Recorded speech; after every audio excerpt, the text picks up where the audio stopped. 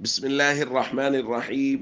عن أبي هريرة رضي الله تعالى عنه قال قال رسول الله صلى الله تعالى عليه وسلم في الحديث: أفلا جعلته فوق الطعام كي يراه الناس من غش فليس مني. رواہ مسلم۔ سیدنا ابو ہریرہ رضی اللہ تعالیٰ عنہ بیان فرماتے ہیں ان رسول اللہ صلی اللہ علیہ وسلم مر على صبرة طعام فأدخل يده فيها۔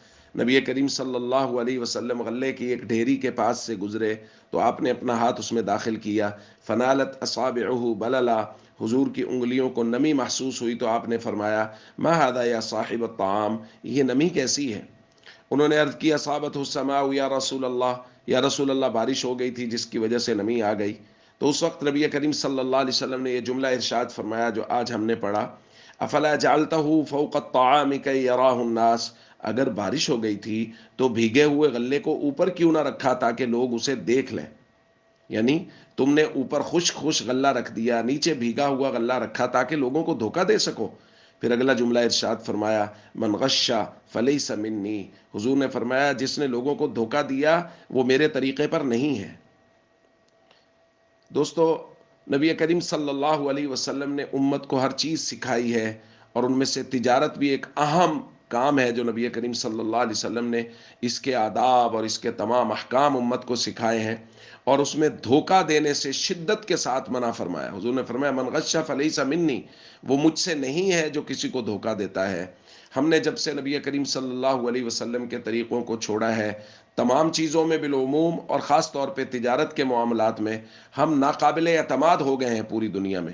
ایک عام ریڑی والے سے لے کے جو پھل بیچتا ہے، سبزی بیچتا ہے، وہ بھی اچھا مال اوپر لگا کے ہلکا مال نیچے لگا کے، اچھے مال کی قیمت کے ساتھ ہلکا مال بھی تھوڑا تھوڑا نکالتے رہتے ہیں۔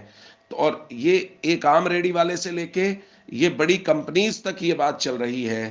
سعودی میں عمرہ کے لیے ایک مرتبہ حاضری ہوئی، ایک دوست سے ملاقات ہوئی، وہ سائیکل کا کام کرتے تھے۔ پوچھا کہاں سے منگواتے ہو؟ بتایا ہندوستان میں ایک ہندو کمپنی ہے وہاں سے منگواتے ہیں۔ بھائی پاکستان سے کیوں نہیں منگواتے یا مسلمان کمپنی سے کیوں نہیں منگواتے؟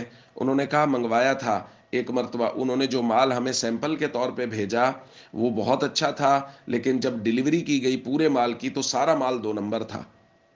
بھائی ایک عام آدمی جو صبح سے شام تک بمشکل اپنے بچوں کا پیٹ پالنے کے لیے، گزارا کرنے کے لیے مال بیچتا ہے اور تجارت کرتا ہے اور ریڑی لگاتا ہے، وہ بھی 2 نمبری کر رہا ہے اور بڑی کمپنیز بھی 2 نمبری کر رہے ہیں۔